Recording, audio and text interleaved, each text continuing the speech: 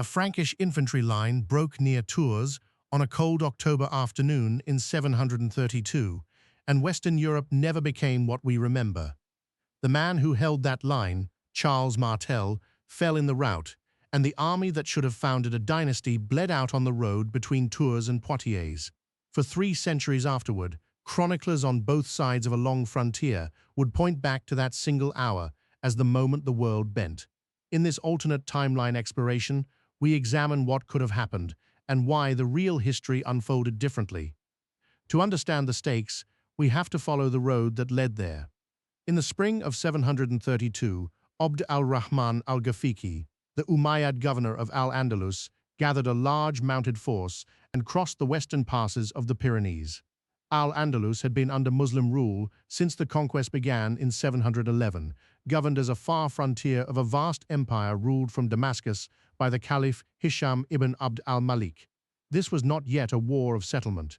It was a raid, a fast, cavalry-heavy expedition aimed at the wealth of the north, and above all at the rich shrine of Saint Martin at Tours. Standing in its path was Duke Odo of Aquitaine, who had governed the south as a near-independent prince. Near Bordeaux, along the river Garonne, al-Ghafiqi shattered Odo's army. The defeat was total. The Duke escaped with little more than his life, and so Odo did the one thing his pride had long forbidden. He rode north to his old rival, Charles Martel, mayor of the Palace of the Franks, the true power behind the figurehead Merovingian kings, and begged for aid. Charles came. He gathered his Frankish foot soldiers, seasoned men who had fought his wars across Neustria, Austrasia, and Burgundy, and he chose his ground with care, wooded high ground somewhere between Tours and Poitiers, where cavalry could not easily flank him. For several days the two armies watched each other across the cold ground, neither willing to commit. The Franks formed a dense block of shields and spears, a wall of disciplined infantry meant to absorb the shock of horsemen and refuse to break. In our history, it held. The square stood firm through charge after charge, and the raid collapsed against it. But history turns on contingencies, and a battle is never decided until it is over. In this telling, late in the day, after hours of sustained Umayyad pressure, a seam opens. Exhausted men on one flank give ground. A gap appears where there should be none. The cavalry pours into it.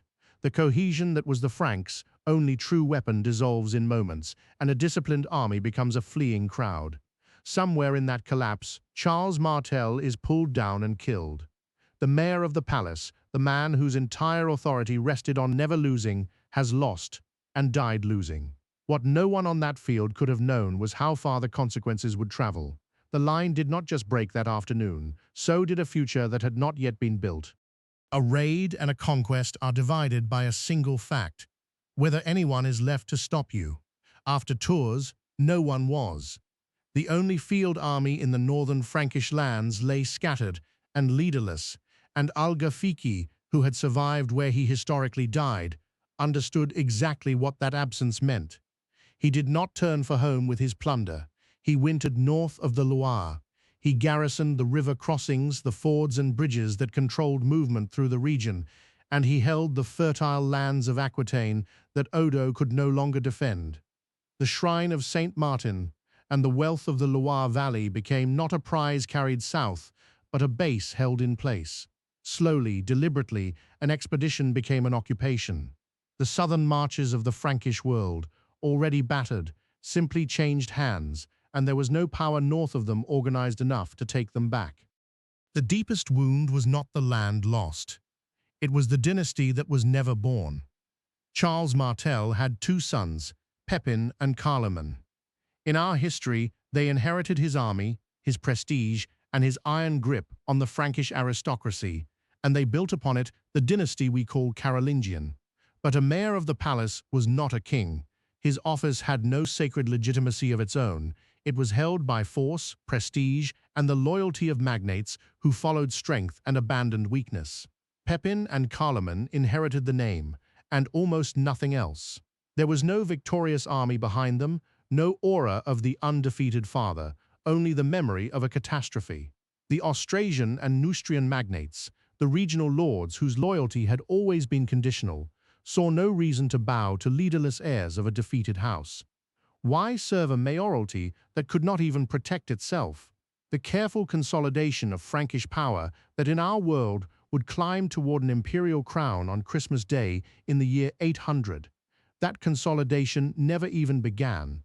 The house that should have risen instead quietly dissolved into the squabbling aristocracy it had once commanded. The lands beyond the Loire now took on a new shape, one drawn from the south. They became, in practice, a far northern extension of Al-Andalus, the outermost edge of an empire whose center lay thousands of miles away in Damascus, administered through Kairouan in North Africa.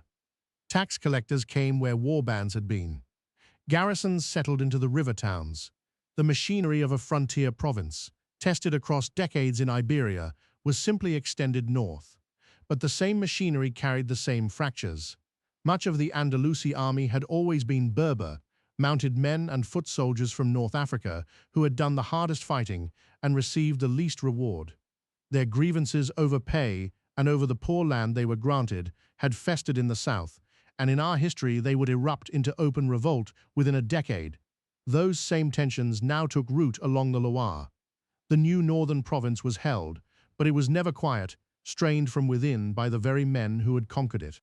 Far to the south, in Rome, the consequences arrived slowly, and then could not be undone. In 732, Latin Christendom had no Frankish champion. The papacy was still nominally within the Byzantine orbit, pressed hard by the Lombards in Italy, and increasingly aware that distant Constantinople could not defend it. In our history, the popes found their answer in the north.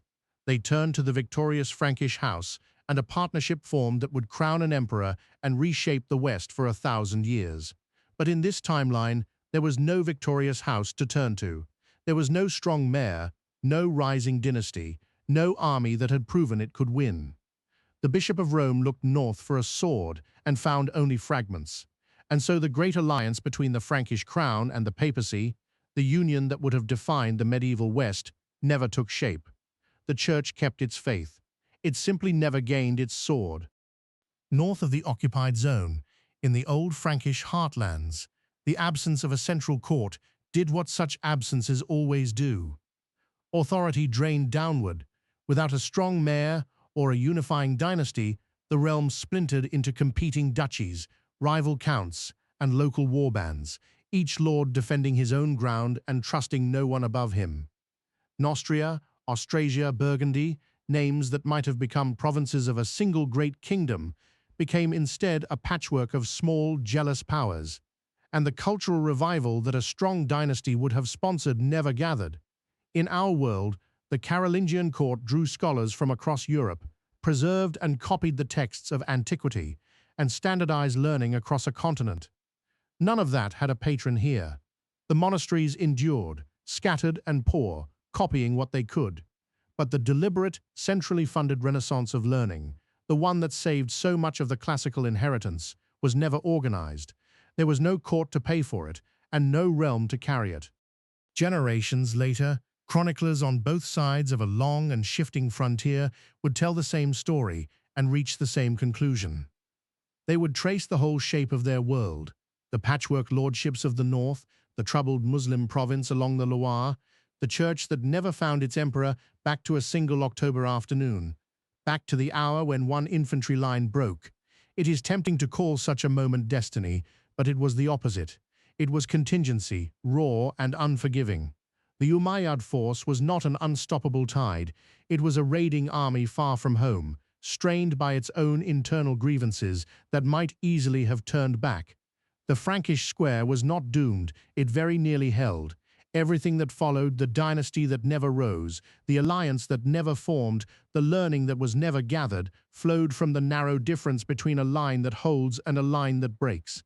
That is the unsettling lesson of the Hinge. The institutions we imagine to be inevitable, the orders we assume were always meant to be, can rest on something as fragile as the endurance of tired men on a single field, on a single day, when the charges would not stop coming.